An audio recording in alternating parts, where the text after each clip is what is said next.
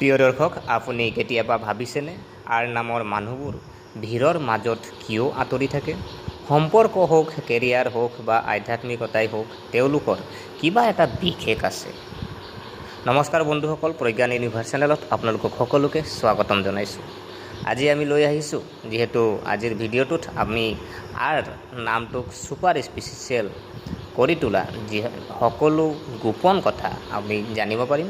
গতিকে পলম নকৰি আহক আমি ভিডিঅ'ৰ মাজলৈ সোমাই যাওঁ। প্ৰিয় দৰ্শক, সংস্কৃতি বা সংস্কৃত বৰ্ণমালাত আজি আপোনাৰ সংস্কৃত বৰ্ণমালাত আপোনাক আৰক প্ৰাণ শক্তিৰ প্ৰতীক বুলি ধৰা হয়, আৰু ই হৈছে আপোনাৰ দাঁতৰ ওচৰত উচ্চাৰণ কৰা ধ্বনি, যিয়ে বাক শক্তিক প্ৰতিনিধিত্ব কৰে। বেদত আৰ অগ্নি উপাদানৰ সৈতে জড়িত, যিটো আমাৰ আখৰ সেইটো অগ্নি উপাদানৰ সৈতে জড়িত, আৰু জুয়ে যেনেকৈ পোহৰ আৰু তাপ দিয়ে, ঠিক তেনেকৈ আৰে আৰম্ভ হোৱা নাম থকা মানুহে আৱেগ, উষ্ণতা আৰু স্পষ্টতা আনে। নক্ষত্ৰৰ যদি আমি সম্বন্ধ যদি চোৱা হয়, ৰে আৰম্ভ হোৱা বেছিভাগ নামেই আপোনাৰ ধৰি লওক মৃগশিৰা, স্বাতি, বিশাখা, শ্ৰৱণা, ৰেৱতী এনে আদি নক্ষত্ৰৰ পদৰ সৈতে জড়িত থাকে, আৰু এই নক্ষত্ৰই চঞ্চল, বুদ্ধিমত্তা, স্পষ্ট প্ৰকাশ আৰু নেতৃত্বৰ দক্ষতা বৃদ্ধি কৰে। আজি আমি যদি চোৱা হয় সংখ্যা বিজ্ঞানৰ যদি আমি চাওঁ, সংখ্যা বিজ্ঞানৰ যদি মান চোৱা হয়, যেনেকৈ ধৰি লওক আপোনাৰ আৰ ইংৰাজী বৰ্ণমালা 18 নম্বৰ আখৰ হয়, আৰু আপোনাৰ 1+8 = 9 সংখ্যা হৈছে মংগল গ্ৰহৰ সংখ্যা, আৰু আপোনাৰ সাহস আৰু আধ্যাত্মিকতা আৰু নিষ্ঠাৰ সূচক। যিহেতু মংগল গ্ৰহৰ আপোনাৰ সংখ্যা হয়তো সেইকাৰণে আপোনাৰ সাহস, আধ্যাত্মিকতা আৰু নিষ্ঠাৰ সূচক। আৰু আত্মবিশ্বাসী নেতা, তেওঁলোকৰ শৰীৰৰ ভাষা স্বাভাৱিকতে আৱেগদায়ক, আৰু কথা কওঁতে চকুত জিলিকনি আৰু মাতত ওজন, আৰু অফিচৰ প্ৰেজেণ্টেশ্যন দিয়া এজন ব্যক্তি। আৰু সৃষ্টিশীল ধাৰা আমি যদি চোৱা হয়, ধাৰা, সংগীত, লেখা, ডিজাইনাৰ বা বিপণন, য'তেই সৃষ্টিশীলতা প্ৰয়োজন হয় তাতেই আৰ নামৰ মানুহে জয়ী হয়। আৰু আপোনাৰ মাইকৰ সন্মুখতো আৰু গীটাৰ বজায়ো আপোনাৰ গান গাব পৰা তেখেতৰ ক্ষমতা থাকে, এনেকৈ শিল্পী দেখা যায়। আৰু স্পষ্টতা বক্তা, আৰু আপোনাৰ স্পষ্ট বক্তা থাকে, তেওঁলোকে পইণ্ট টু পইণ্ট কথা কয়, আৱেগিকভাৱে তীব্ৰ প্ৰেম হওক বা খং অনুভৱবোৰ গভীৰ, সম্পৰ্কত সকলো বা একোৱেই নহয় মনোভাৱ।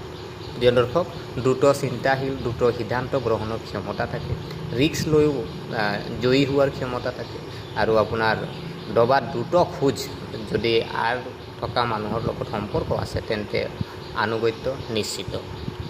তেওঁলোকে নিজকে যিদৰে দিয়ে সেই সমৰ্থন তেওঁলোকৰ সংগীৰ পৰাও বিচাৰে, আৰু তেওঁলোকৰ স্বত্বাধিকাৰী স্বভাৱ আছে, তৃতীয় পক্ষৰ হস্তক্ষেপ ভাল নাপায়। আচৰিত উপহাৰ, হাতেৰে লিখা টোকা বা তেওঁলোকৰ শৈলীত নাটক আৰু গভীৰতা দুয়োটা আছে।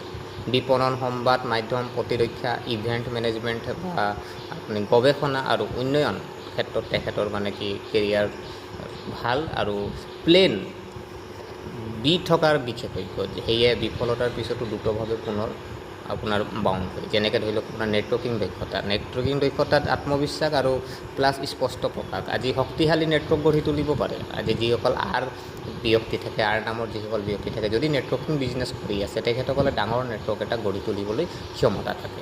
ডাঙৰ ডাঙৰ সপোন, কেতিয়াবা অতিৰিক্ত খৰচ, স্মাৰ্ট বিনিয়োগেৰে তেওঁলোকক পথ প্ৰদৰ্শন কৰাটো গুৰুত্বপূৰ্ণ, আৰু নেতৃত্বৰ গুণ থাকে, আৰু খং সোনকালে আহে, আৰু আকৰ্ষণীয় যোগাযোগ, কেতিয়াবা জেদী, সৃষ্টিশীল, সকলোকে বিশ্বাস নকৰে, ৰিস্ক টেকাৰ, অতিৰিক্ত খৰচ কৰে। আৰু বন্ধুৰ পাৰ্টিত মানে আৰ নামৰ যিখিনি মানুহ আছে, আৰে আৰম্ভ হোৱা, তেওঁলোকে অৰ্থাৎ গোটেই সমাৱেশত আধিপত্য বিস্তাৰ কৰে আৰু ধেমালি কৰে, কিন্তু কোনোবাই বাধা দিলে লগে লগে খং উঠিব পাৰে।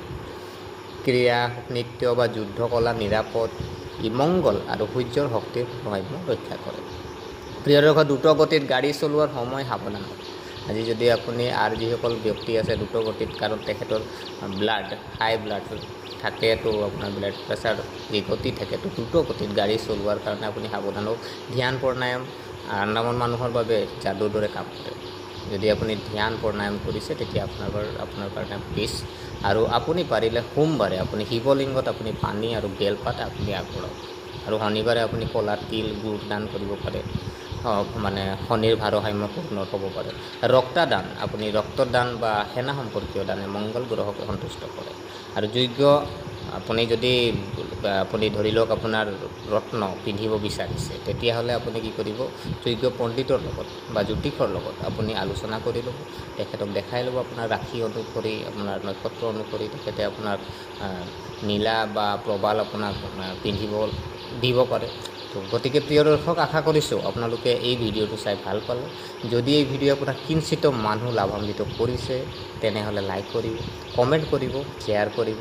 আৰু আমাৰ চেনেলটো যদিহে আপোনালোকে ছাবস্ক্ৰাইব কৰা নাই, অনুগ্ৰহ কৰি এনেকৈ ভিডিঅ' পাই থাকিবৰ কাৰণে আমাৰ চেনেলটো ছাবস্ক্ৰাইব কৰি আমাক উৎসাহিত কৰিব বুলি আশা থাকিলে পুনৰ লগ পোৱাৰ প্ৰতিশ্ৰুতিৰে আজিলৈ বিদায় মাগিলোঁ।